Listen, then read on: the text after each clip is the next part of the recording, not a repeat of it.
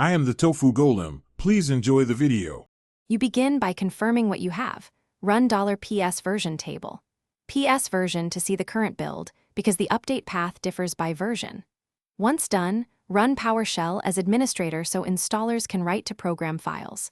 Make sure TLS1. 2 is enabled for secure downloads, and backup $profile and any custom modules to avoid losing settings. These steps prevent common failures and let you proceed without surprises, so you'll be ready for the actual installer or package manager command next. Now install the new release. If you have Winget, run Winget install ID Microsoft.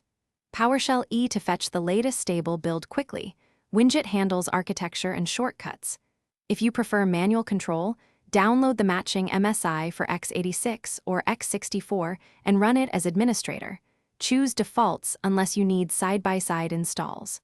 Make sure all PowerShell windows are closed so files can be replaced. Once the installer finishes, verify install location and note whether it replaced Windows PowerShell or installed side-by-side. Finish by launching PWSH, PowerShell 7 Plus, and confirming $PS version table. PS version matches the expected release.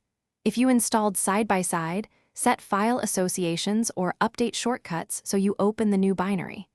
Migrate or re-import any modules and copy your $profile changes, making sure module paths are correct.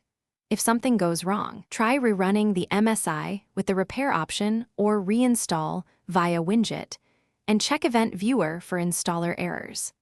That single troubleshooting step resolves most.